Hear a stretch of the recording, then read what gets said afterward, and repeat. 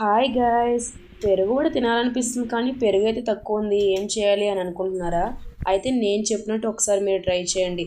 వడ సాఫ్ట్గా టేస్టీగా పెరుగు తీసుకునే విధంగా ఎలా చేయాలో చెప్తాను. 3 అవర్స్ పాటు నానబెట్టుకున్న మినపగుళ్ళు తీసుకొని మిక్సీలో కానీ గ్రైండర్లో కానీ వేసుకోవాలి.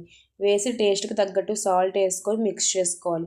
కొంచెం బరకగా గట్టిగా ఉండేటట్టు మిక్స్ చేసుకొని పక్కన ఉంచుకోవాలి. మనం చేసేది పెరుగు వడ కాబట్టి పెరుగులోకి తాలింపు కోసం నేను తాలింపు జీలకర్ర పోపు దినుసులు అన్నీ వేసుకున్నాను.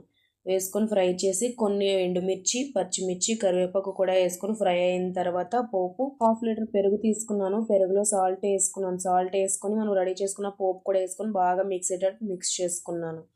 1/2 లీటర్ పెరుగు తీసుకున్నాం కాబట్టి సేమ్ 1/2 లీటర్ వాటర్ కూడా తీసుకోవాలి, సేమ్ క్వాంటిటీ. ఆ తీసుకున్న వాటర్లో ఒక 2-3 చెంచాలు పెరుగు వేసుకొని బాగా మిక్స్ అయ్యేటట్టు కలుపుకోవాలి. మనం గ్రైండ్ చేసుకున్న వడ బ్యాటర్ ఉంది కదా, వడ బ్యాటర్ తీసుకొని మనం ముందుగా చేయి వాటర్లో డిప్ చేసుకొని అప్పుడు మనకి ఏ సైజులో కావాలితే ఆ సైజులో వడలు వేసుకోవాలి.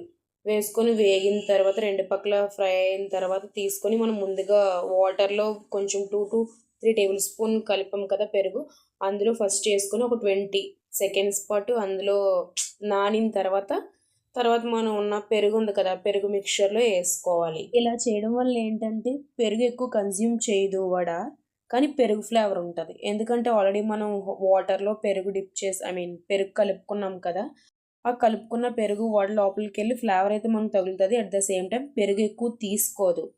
తక్కువ పెరుగునప్పుడు ఇలా ట్రై చేయొచ్చు. లేదు మాదే చాలా పెరుగు ఉంది అని అనుకుంటే అట్ ద సేమ్ టైం డైరెక్ట్గా పెరుగులోనే నానబెట్టేసుకోవచ్చు.